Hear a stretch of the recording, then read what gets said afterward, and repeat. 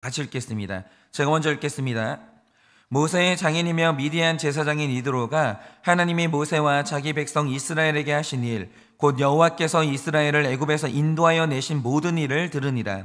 모세의 장인 이드로가 모세가 돌려보냈던 그의 아내 십보라와 그의 두 아들을 데리고 왔으니 그 하나의 이름은 게르솜이라. 이는 모세가 이르기를 내가 이방에서 나그네가 되었다 하며, 하나의 이름은 엘리에셀이라. 이는 내 아버지의 하나님이 나를 도우사 바로의 칼에서 구원하셨다 함이더라. 모세의 장인 이드로가 모세의 아들들과 그의 아내와 더불어 광야에 들어와 모세에게 이르니 곧 모세가 하나님의 산에 진친 곳이라. 그가 모세에게 말을 전하되 내 장인 나 이드로가 내 아내와 그와 함께한 그의 두 아들과 더불어 내게 왔노라. 모세가 나아가서 그의 장인을 맞아 절하고 그에게 입맞추고 그들이 서로 문안하고 함께 장막에 들어가서 모세가 여호와께서 이스라엘을 위하여 바로와 애굽 사람에게 행하신 모든 일과 길에서 그들이 당한 모든 고난과 여호와께서 그들을 구원하신 일을 다 그 장인에게 말하매, 이드로가 여호와께서 이스라엘에게 큰 은혜를 베푸사 애굽 사람의 손에서 구원하심을 기뻐하여 이드로가 이르되 여호와를 찬송하리로다. 너희를 애굽 사람의 손에서와 바로의 손에서 건져내시고 백성을 애굽 사람의 손 아래서 건지셨도다. 이제 내가 알았도다. 여호와는 모든 신보다 크심으로 이스라엘에게 교만하게 행하는 그들을 이기셨도다 하고 다 같이 읽겠습니다. 모세의 장인 이드로가 번제물과 희생제물들을 하나님께 가져오매 아론과 이스라엘 모든 장로가 와서 모세의 장인과 함께 하나님 앞에서 떡을 먹으니라. 아멘. 기도하겠습니다. 하나님, 오늘 이 아침에도 우리를 위하여 구원을 이루신 하나님의 크신 일들을 오늘도 우리가 다 같이 나누고 묵상하고자 합니다. 하나님, 오늘 하나님 아버지 앞에서 이 큰 구원 앞에서 우리가 하나님께 마땅히 올려드려야 될 우리의 반응이 무엇입니까? 우리는 이 구원의 소식을 듣고 어떤 반응으로 주님께 나아가야 되겠습니까? 오늘도 주님 앞에 그 반응으로 나아가게 하여 주시고, 오늘도 주님 아버지 앞에 이 반응으로 찬양하는 하루가 될 수 있도록 주님 오늘도 은혜를 허락하여 주시옵소서. 믿사오며 살아계신 예수님 이름 받들어 기도드립니다. 아멘. 네, 제가 최근에 서점을 갔는데요. 서점을 가보니까 최근에 나온 책 중에 삼성 서울병원 최원호 교수님이 쓰신 이 통찰지능이라는 책이 있더라고요. 그래서 제가 좀 읽어봤는데 그 안에 굉장히 흥미로운 내용이 하나 있었습니다. 그게 뭐냐? 제가 이 아침에 약간 어려운 구절을 좀 인용할 텐데요. 한번 잘 들어보셨으면 좋겠습니다. 이 프란시스 베이컨이라는 영국의 과학자이자 철학자가 있는데 이분이 자신의 책 신기관에서 이런 말을 했다고 합니다. 한번 들어보세요. 인간의 사고는 시각에서 그만 멈춰버린다. 그러므로 인간은 자신의 눈에 보이지 않는 것을 분별할 여력이 없다라고 했는데 이 말 뜻이 뭐냐? 여러분, 이 세상에는 우리를 둘러싼 수많은 환경들이 있습니다. 그런데 우리가 그 환경들을 어떻게 인식합니까? 코를 통해서 냄새로 인식할 수도 있고, 귀를 통해서 소리로 인식할 수도 있고, 피부의 감각을 통해서 만져보고 인식할 수도 있어요. 그런데 우리의 감각기관 중에서 가장 강렬하고 믿음을 주는 기관이 어디입니까? 그건 누가 뭐래도 눈이에요. 그래서 우리는 보통 내가 소리를 들었다라고 하면 착각일 수도 있다라고 생각을 하고, 냄새를 맡았다라고 해도 착각일 수 있다라고 생각을 하거든요. 그런데 우리가 이건 내 두 눈으로 똑똑히 봤어 이렇게 말하면요, 웬만하면 사실로 믿어주는 거예요. 이렇게 눈이라는 기관만큼 우리가 신뢰하는 기관이 없고, 눈이라는 기관만큼 확실한 기관도 없거든요. 여러분, 눈은요 우리 인생과 우리의 생각을 지배합니다. 그래서 우리가 눈으로 인식하는 모든 것들을 굉장히 신뢰하고 거기에 사로잡히는 거예요. 그런데 반면에 그래서 일어나는 일이 뭐겠습니까? 이 세상에 분명히 존재하고 있으나 어떤 것이 나의 눈에 보이지 않는다, 나의 눈에 밖에 있다, 그러면 그것이 나의 머릿속에서 사라지는 거예요. 예를 들어서 나의 연인이 내 눈앞에 있다라고 하죠. 그럼 그 연인은 우리가 끝없이 사랑할 수가 있어요. 그런데 그 연인이 나의 눈 밖에서 사라지고 내가 날마다 통화를 한다고 하죠. 목소리를 듣는다고 하죠. 그러면 어떤 일이 일어나겠습니까? 내 눈 밖에서 벗어난 그 연인은요, 내 마음에서도 멀어지고 내 생각에서도 멀어지는 거예요. 여러분도 아시죠? 여러분이 만약에 너무 사랑했던 연인을 딱 1년만 안 만나보세요. 어떤 일이 일어나는지 아십니까? 그 연인의 얼굴이요, 생각이 안 나요. 이게 눈의 무서움이라는 거죠. 그러니까 예를 들어서 저희 교회에서 조금만 걸어가면 올리브영이라는 화장품 가게가 있거든요. 그런데 제가 거기를 지날 때마다 바라보는 게 뭐냐면 거기에 손님이 없는 걸 본 적이 없어요. 화장품 가게는 손님이 늘 많다라는 거죠. 그러면 이유가 뭐겠습니까? 우리의 몸 중에서 사람의 눈에 가장 잘 보이는 게 얼굴이기 때문에 우리는 얼굴의 작은 변화에도 민감하고 얼굴에 그렇게 집착하는 거예요. 그러니까 화장품 가게가 망할 수는 없는 거죠. 그런데 정말 이상한 게 뭐냐, 특히 요즘 남성들을 보면요, 복부 비만이 진짜 심각한데, 제가 어떤 의사분께 듣기를 복부 비만이 심각한 분들은요 몸에 시한폭탄을 안고 사는 것과 똑같다는 거예요. 왜냐, 우리 몸에서 내장 지방이 증가하면요 질병의 위험이 엄청나게 증폭하거든요. 그러니까 이 내장 지방 때문에 생기는 질병을 말해보자면 고혈압, 당뇨, 관상, 동맥질환, 대장암, 전립선암, 유방암, 치매, 이런 것들이 전부 다 내장 지방이 증가할 때 생기는 병이거든요. 그러니까 우리 얼굴에 주름이 좀 생기는 건 우리가 사는 거랑 아무 상관이 없어요. 그런데 내장 지방이 증가하는 문제는요 우리가 죽고 사는 문제라는 거예요. 그런데요, 얼굴을 꾸미는 이 화장품 가게에는 사람들이 북적북적한데 내장 지방을 심각하게 생각하는 사람들은 거의 없어요. 아니, 제가 볼 때는 아무도 없어요. 그러면 그 이유가 뭐냐, 내장 지방이 내 배에 실제로 존재하고 있고 이것이 내 생명을 실제로 위협하고 있지만 눈에 안 보이거든요. 눈에 안 보여요. 그러면 눈에 안 보이잖아요. 심각하지가 않은 거예요. 그러니까 이게 바로 눈이라는 기관의 약점이라는 거죠. 여러분, 이 안목의 정욕이라는 게 무서운 게요, 일단 사람의 외모가 아름다우면 우리가 그 사람의 외모에 사로잡히게 되거든요. 그런데 그거보다 훨씬 더 중요한 사람의 인격이라는 건 눈에 보이는 게 아니에요. 여러분, 눈에 보이는 외모가 중요한 게 아니고요, 눈에 안 보이는 인격이 훨씬 더 중요해요. 그런데 우리의 눈은 그걸 볼 수가 없거든요. 그래서 일어난 일이 뭡니까? 우리나라 범죄 역사에 한 획을 그은 사람이 강호순이라는 사람인데, 이 사람이 10명을 살해했던 연쇄 살인범이거든요. 그런데 특이한 게 뭐냐, 이 사람이 살인했던 여자들 중에서 강제로 끌려갔던 사람이 몇 명이 없다라는 거예요. 그러면 이유가 뭐겠습니까? 이 사람 안에는 무서운 살인 욕구, 살인범의 인격이 있거든요. 그게 눈에 안 보여요. 분명히 존재하고 있는데 안 보이는 거예요. 그런데 눈에 보이는 이 사람의 외모는 어땠냐? 일단 이 사람이 이 당시에 국산차 중에서 가장 비싼 차를 끌고 다녔는데, 게다가 여러분들도 사진을 보시면 아시겠지만 이 사람의 외모가 제법 준수하게 생겼어요. 그런데 생각을 해보세요. 내가 무서운 밤길을 걸어가고 있는데 어떤 사람이 비싼 차를 끌고 가다가 나보고 타라는 거예요. 태워줄 테니까. 그런데 얼굴을 보니까 얼굴이 꽤나 준수하게 생겼어요. 나이스하게 생겼다라는 거죠. 그러니까 사람들이 눈에 보이는 외모에 속아서는 자발적으로 그 차를 탔고, 그래서 살해당한 사람이 제법 있다라는 거죠.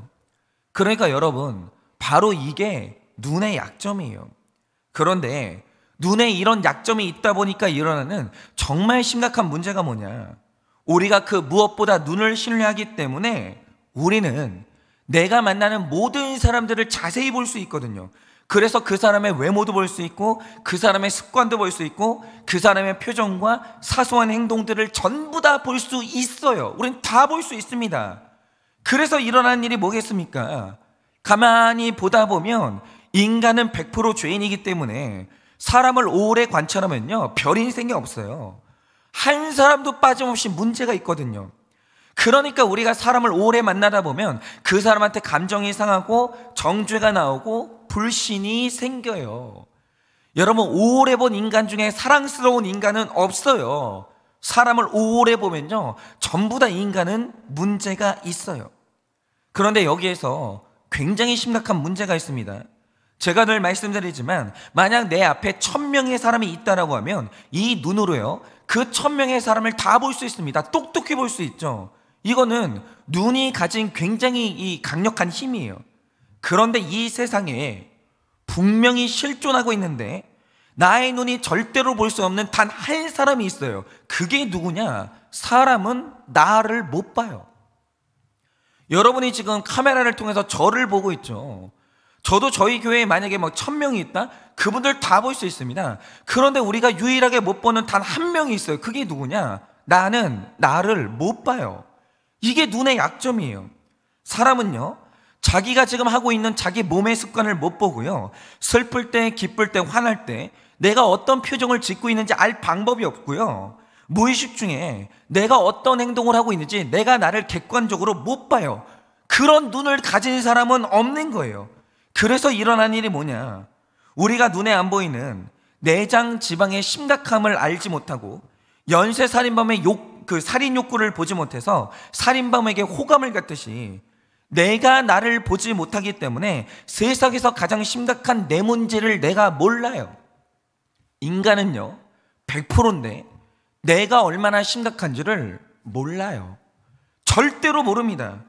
그리고 사람은 전부 다 심각한 자기보다 자기를 훨씬 더 괜찮게 생각해요. 왜냐? 나는 나를 못 보거든요. 여러분은 자기 자신을 실제보다 훨씬 더 괜찮게 생각해요. 여러분이 가진 문제보다 여러분 자신의 문제를 훨씬 더 과소평가해요. 왜냐? 안 보이거든요. 그러니까 방금 말씀드린 최현효 교수님이 하신 말씀이 뭐냐? 세상에서 제일 미련한 사람은 내 눈에 보이는 것만 믿는 사람인데, 이런 사람에게 일어나는 대표적인 일이 뭔지 아십니까? 여러분 한번 들어보세요. 제가 지금 이런 사역을 하다 보니까 이혼 위기를 겪고 있는 사역자분들과 교제를 나눌 일이 자주 생기는데, 한 번은 이런 일이 있었습니다. 한 후배 목사님이 사모님과 사이가 안 좋았는데 어느 날은 도저히 못 살겠다고 기필코 이혼을 하겠다는 거예요. 그러면서 자기 아내한테 얼마나 심각한 문제가 있는지 저한테 쭉 말해주는 거죠. 그러니까 여러분, 이혼하겠다고 저를 찾아오시는 분들은요, 언제나 그 말하는 내용이 똑같아요. 전부 다 배우자에게 얼마나 심각한 문제가 있는지를 정말 자세히 말해줍니다. 그런데 제가 그 말을 다 듣고 해준 말이 뭐냐? 맞다.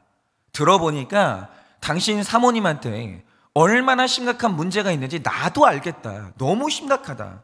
그러나 우리 사모님에게 여러 가지 흠결이 있지만 최소한 그 사모님은 가정을 깨겠다, 이혼하겠다, 이런 말을 하지는 않았다. 그런데 지금 당신은 목회자라는 직분을 가지고도 하나님이 주신 가정을 깨겠다고 한다. 그러니 내가 볼 때 사모님보다 더 심각한 문제는 목사님 안에 있다. 목사님이 더 심각한 문제를 가진 사람이다. 이런 말을 해줬거든요. 그런데 보세요. 제가 지금 말해주길, 문제가 많은 사모님보다 그 사모님이 문제가 많죠. 제가 그걸 부인하는 게 아니에요. 그런데 문제가 많은 사모님보다 더 문제가 많은 게 당신이다. 나는 그게 지금 보인다. 이렇게 말해줬거든요. 그러면 그 목사님이 인정할까요? 그리고 저한테 이혼하겠다고 오시는 분들한테 이런 말을 해주면 그분들이 인정할까요? 아니요. 대부분의 사람들은 내 아내보다 내가 더 문제라고 하면 그 인정을 못합니다. 왜냐? 내 눈에 남의 잘못은 잘 보이는데 내 눈이 나를 볼 수가 없거든요. 그래서 이 세상의 모든 사람은요, 상대방이 얼마나 심각한지는 볼 수 있는데 내가 얼마나 심각한지 죽어도 못 봐요. 죽어도. 그거는 안 된다는 거죠. 그러니까 하는 말이 뭐냐? 목사님, 그건 목사님이 잘 몰라서 하시는 말씀이에요. 목사님이 이 여자랑 한 달만 살아보면 절대로 그런 말씀 하실 수 없습니다. 그러면서 죽어도 인정을 못 하더라고요. 그런데 그러든지 말든지 하여간 제가 이혼은 안 된다 설득을 하고 진정을 시켜가지고 겨우 이혼하고 싶은 마음을 진정시켰어요. 그런데 저는 이 후배의 성화를 도와줘야 되니까 그 후에 제가 몇 번의 양육을 결심했거든요. 그래서 제가 조금 시간이 지난 후에 그 후배 목사님을 다시 불렀습니다. 그리고 남의 이야기를 제가 한 가지 이슈를 말해줬는데 그게 뭐냐? 지금 목사님, 제가 아는 목사님이 한 교회를 담임 목회를 하고 있는데 그 교회에서 이 목사님이 그 장로님들과 갈등이 생긴 거예요. 그런데 이 목사님이 갈등을 조정하다가 얼마나 화가 났는지 이 목사님이 얼마 전에 사임하겠다는 거죠. 교회를 그냥 다 집어치우고 교회를 떠나겠다는 거예요. 그리고 교회에 그렇게 선언을 했어요. 그래서 이 목사님에 대해서 그 후배 목사님한테 물었죠. 목사님은 이걸 어떻게 생각하냐? 이렇게 물었거든요. 그런데 지금 눈치 빠르신 성도님들은 제가 이 말을 왜 하는지 눈치를 채셨을 거예요. 근데 어쨌든 간에 제가 제 후배 목사님한테 다른 목사님한테 일어난 일을 말해 줬어요. 그런데 이 사연을 들은 후배 목사님의 놀라운 반응이 뭔지 아십니까? 사임을 결심한 그 목사님의 행동이 너무 무책임하다는 거예요. 아니, 한 교회를 책임지게 됐으면 끝까지 갈등을 조정하면서 버텨야지. 어떻게 담임 목사가 갈등이 좀 있다고 교회를 사임할 생각을 하냐고. 아니, 그 목사님 정말 책임감이 없다고 엄청나게 비난을 하는 거예요. 그래서 제가 이 말을 듣고 제 후배 목사님한테 해준 말이 뭐냐? 목사님, 이거 다른 사람의 이야기가 아니라 당신 이야기야. 갈등이 있다고 사임하겠다는 목사님이나 목회자가 돼가지고 갈등이 있다고 배우자와 이혼을 하겠다는 목사님이 뭐가 달라? 목사님, 사실 이 이야기는 진짜 일어난 사건이 아니고요, 당신의 상황을 조금 비틀어서 만들어낸 당신 이야기야. 이게 남의 이야기가 아니야, 당신 이야기야. 이렇게 말해줬거든요. 그러니까 그때 제 후배 목사님이 조금 깊게 생각을 하더라고요. 그런데 제가 여기에서 이 반응에서 확인한 게 뭐냐?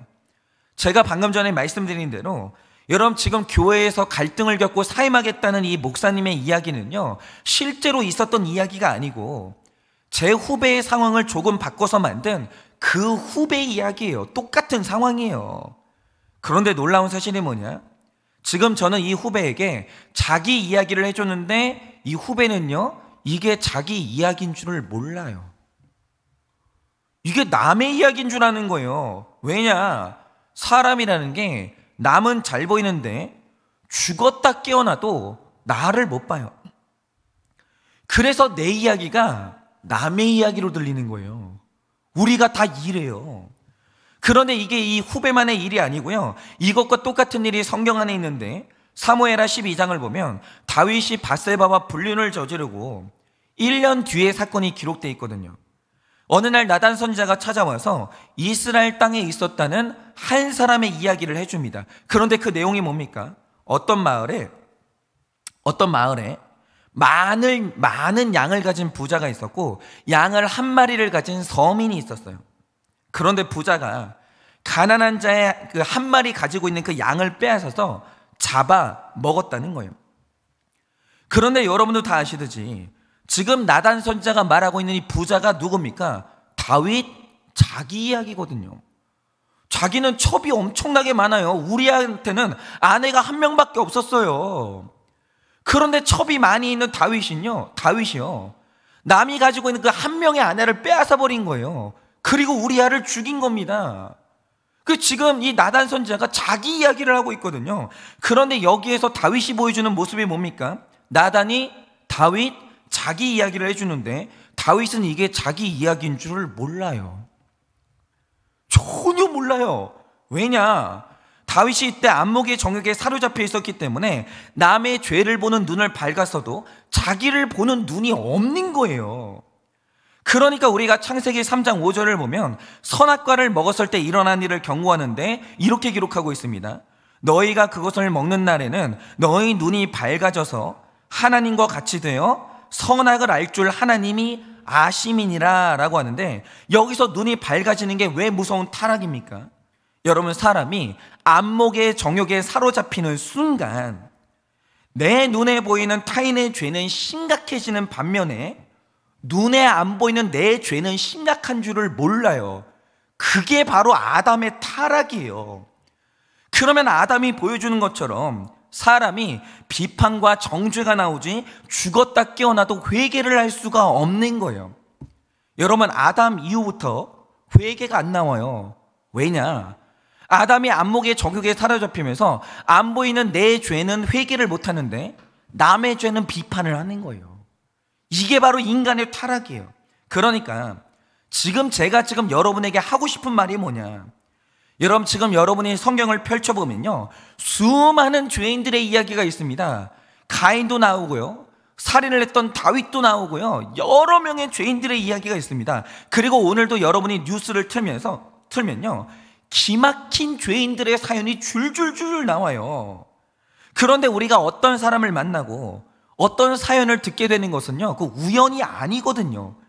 이게 다 하나님이 주시는 만남이고 하나님이 듣게 하시는 이야기들인데, 하나님이요, 기막힌 사람들을 만나게 하시고 그 사연을 들려주시는 이유가 뭡니까? 지금 여러분들이 목장에서 어떤 사람들을 만났거든요. 그 사람 만난 이유가 뭐겠습니까? 그게 전부 다 내 이야기고 내 모습이거든요. 하나님이 지금 그거 말해주고 싶으신 거예요. 뉴스에서 어떤 범죄자의 이야기가 나오거든요. 근데 그 범죄자가 누군지 아십니까? 여러분이에요. 저고. 내가 지금 내 삶 가운데서 한심한 사람을 만나잖아요. 그 누군지 아십니까? 나예요. 하나님이 지금 그 메시지를 주고 계시는 거예요. 그런데 오늘 여러분이 그런데 심지어 여러분이 그 사람보다 더 심각하다라는 거죠. 그러니까 제가 처음에 말씀드린 최연호 교수님이 하신 말씀이 뭐냐? 세상에서 가장 미련한 사람은 눈에 보이는 것만 믿는 사람이고, 가장 통찰력이 있는 사람은 눈에 보이지 않는 현상을 인식하는 사람이에요. 그런데 그 중에서도 가장 통찰력이 있는 사람이 누구냐?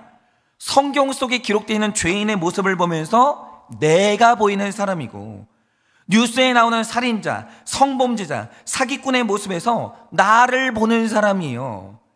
그런데 세상에서 제일 미련한 사람이 누구냐?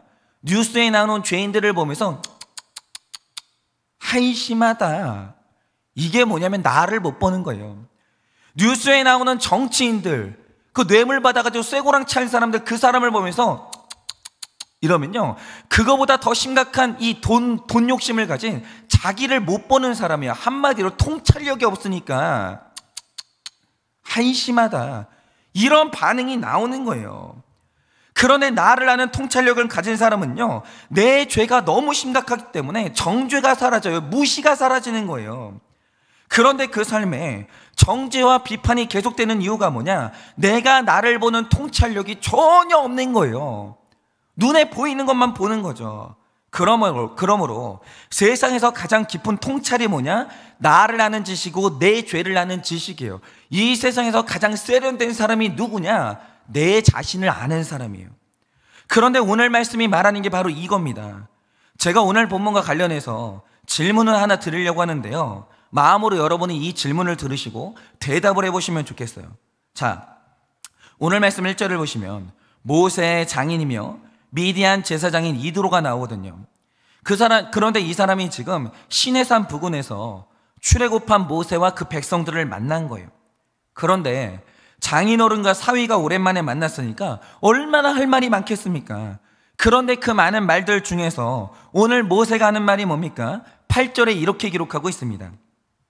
모세가 여호와께서 이스라엘을 위하여 바로와 애굽 사람에게 행하신 모든 일과 길에서 그들이 당한 모든 고난과 여호와께서 그들을 구원하신 일을 다 장인에게 말하매 라고 하는데, 뭡니까? 모세가 지금 장인 어른을 붙들어 놓고 간증을 하는 거예요. 그러니까 이 말을 들은 장인 이드로의 반응이 뭡니까? 9절을 보면 구원하심을 기뻐하면서 제사를 드렸고 함께 기쁨의 떡을 먹었다라는 거예요. 그럼 보세요. 여기까지 보셨죠? 그러면 제가 여러분에게 하나 여쭤볼게요. 여러분이 볼 때 이드로는 구원을 받은 사람입니까? 못 받은 사람입니까? 오늘 이 말씀에 나오는 이드로는 구원을 받은 사람이에요? 못 받은 사람이에요? 제가 이 말씀을 왜 드리는지 아십니까?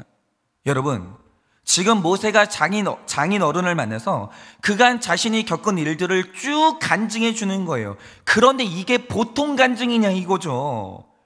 여러분, 이 간증의 내용이 어마어마한 거예요. 이 간증 속에는요, 하나님이 하신 10가지 재앙의 간증이 있고요, 홍해를 가르신 사건이 있고, 하늘에서 만나와 메추라기가 떨어진 사건이 있고, 반석에서 물이 나온 사건이 있는 거예요. 어마어마한 사건들이 있고 어마어마한 간증이 있는 거죠.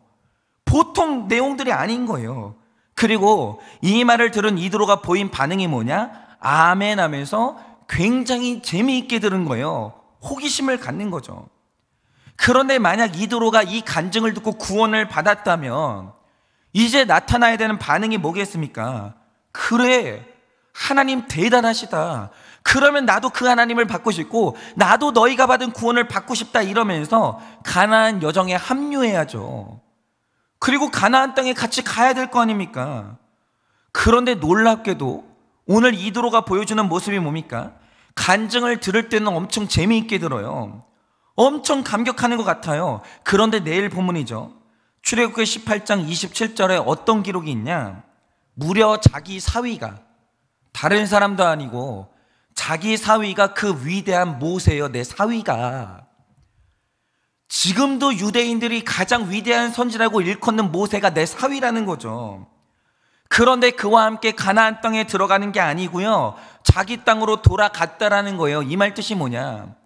여호와에 대한 간증을 들었잖아요. 그리고 여호와에게 예배를 했어요. 그런데 그 간증을 다 듣고 이 사람이 미디안 제사장이거든요. 미디안에 있는 자기 신을 예배하러 다시 돌아가는 거예요. 한마디로 이드로는요, 이 엄청난 간증을 들었는데도 불구하고 구원을 못 받았어요. 그러면 왜 이런 일이 일어났겠습니까? 우리가 오늘 본문에서 모세에 대한 기록을, 구원받은 모세에 대한 기록을 먼저 봐야 되는데요, 8절을 보면 어떤 기록이 있습니까? 모세가 간증을 하는데 이 간증의 내용이 뭡니까? 내가 당한 고난과 여호와께서 나를 구원하신 일들을 말했다라는 거예요. 그러니까 오늘 모세가 말하는 간증의 핵심이 뭐냐? 내가 고난당한가? 나를 구원하신 하나님이에요. 전부 다 내 스토리예요. 내 이야기. 그러니까 이건 남의 이야기가 아니고요, 전부 다 내 이야기예요. 성경 속에 기록된 이야기가 전부 내 이야기라는 거죠. 그러니까 내 이야기고 내 구원이니까 어떤 어려움에도 약속의 땅을 가는 거예요. 그런데 이 간증을 다 들은 이드로의 반응이 뭡니까? 10절을 보면 이렇게 말합니다. 너희를 애굽 사람의 손에서와 바로의 손에서 건져내시고 라고 하는데, 이 말 뜻이 뭡니까? 지금 간증의 이야기를 딱 들었는데 이들이 당한 고난은 너희 고난이지 내 고난이 아닌 거예요. 그러니까 우리가 목장에서 만나서 남의 고난을 쭉 듣는데 그 고난을 1년 365일을 들어도 그건 네 고난이지 내 고난이 아닌 거예요. 남이 당하는 고난이 나랑 아무 상관이 없는 사람들이 있어요. 그러니까 이런 거죠. 우리가 이제 어떤 분이 이제 이 강단에 나와서 자기가 당했던 고난 이야기를 쭉 한다고 하죠. 그러면 어떤 분들은요, 그게 내 고난으로 절절하게 다가오면서 눈물을 흘리는 분들이 있어요. 그런데 어떤 분들을 보면요, 팔짱을 딱 끼고 있잖아요. 싸늘하게 듣는 거예요. 그러면서 하는 생각이 뭐냐? 내가 이 구질구질한 얘기를 왜 듣고 있어야 되나? 진짜 안심하다. 왜 인생을 저렇게 사나? 이러면서 남의 이야기로 듣는 분들이 있다라는 거죠. 실제로 그래요. 그런데 이드로가 그랬다는 거예요. 이들이 경험한 구원은 너희 구원이지 내 구원이 아닌 거예요. 내 이야기가 안 되는 겁니다. 그러니까 오늘 이드로가 보여주는 모습이 뭐냐? 모세가 복음을 들려주는데 복음에 나오는 죄인들의 이야기가 내 이야기로 안 들리고 그들을 구원하신 하나님이 내 하나님이 안 되는 거예요. 만약에 이게 내 이야기가 되면 구원을 받거든요. 그런데 이드로는요, 구원 받아야 될 노예의 이야기를 쭉 해주는데 그 노예가 나라는 것을 모르고 구원하시는 하나님이 내 하나님인 줄을 전혀 모르는 거예요. 그런데 열왕기하 5장 1절을 보면요, 나아만이라는 장군이 나오는데 이 사람은 구원을 받은 게 확실한 사람이에요. 왜냐?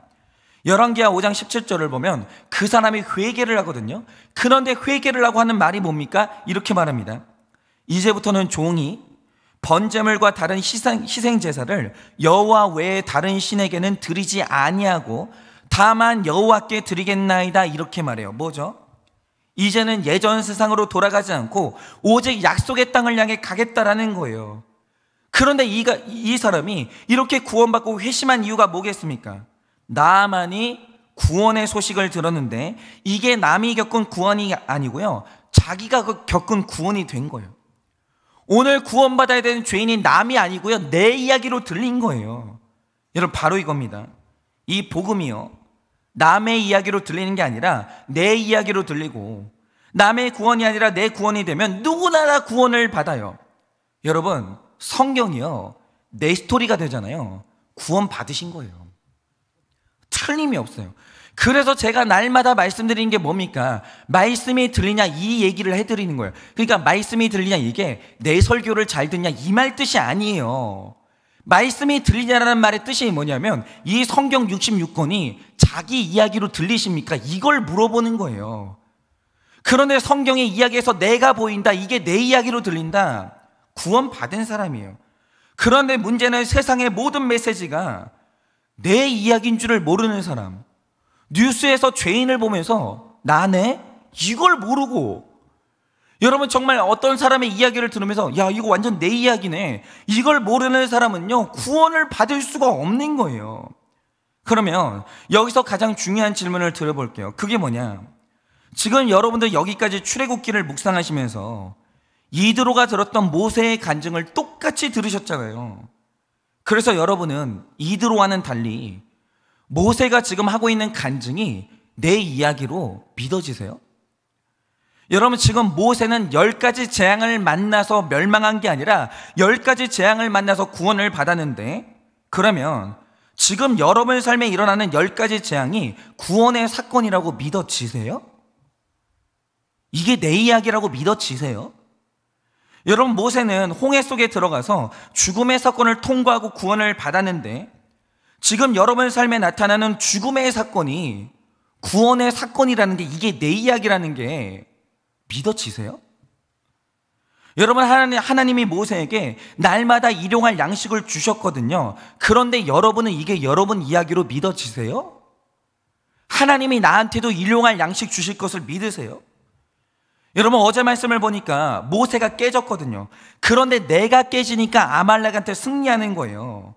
그러니까 하나님이 오늘도 여러분에게 네가 깨져라 이러시는데 이게 믿어지세요? 내가 깨져야 되는 게 내 아내가 깨지는 게 아니라, 내 자녀가 깨지는 게 아니라 내가 깨져야 된다는 게 여러분 믿어지세요? 여러분 복음의 능력이라는 건요 교회를 나온다고 작동하는 게 아니에요. 여러분 교회 나와가지고 교회 등록하잖아요. 구원받은 사람이 아니에요. 여러분 구원이라는 건요 성경에 나오는 복음이 내 이야기로 들리고 성경에 나오는 죄인이 나라는 걸 알 때, 그때 바로 구원이 능력이 되는 거예요. 그래서 오늘 우리가 심각하게 묵상해야 되는 게 뭐냐, 우리가 이드로와 똑같이 지금까지 출애굽기를 묵상했는데 여러분은 이드로와 다른 반응으로 나아가고 있냐 이겁니다.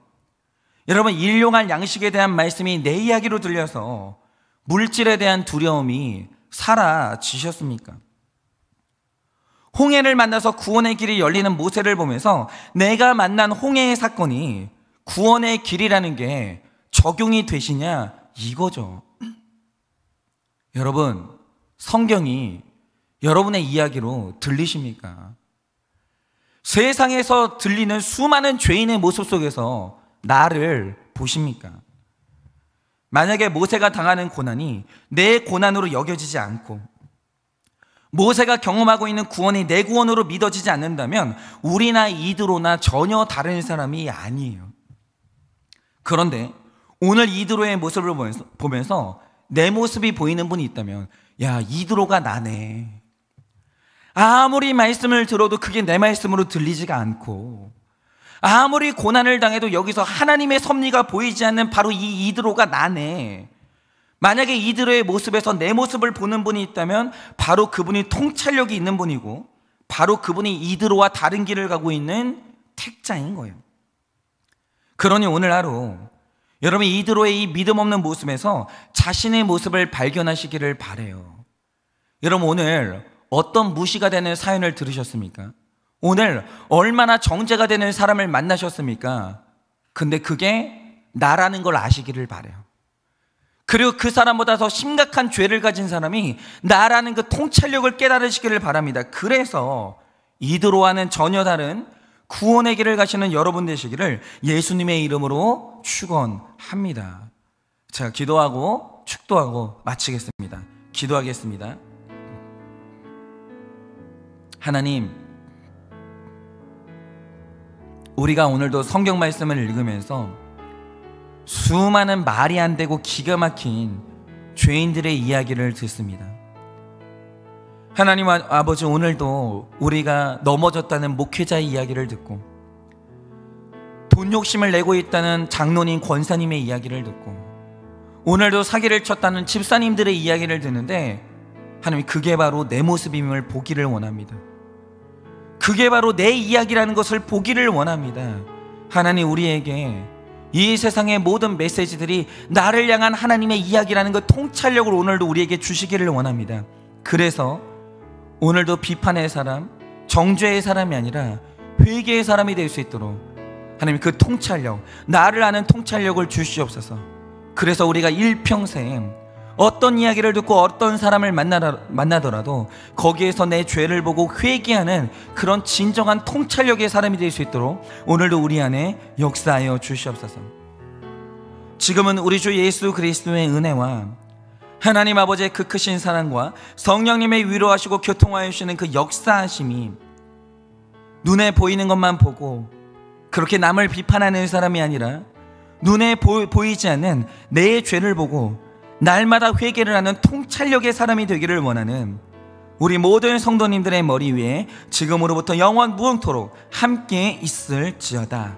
아멘.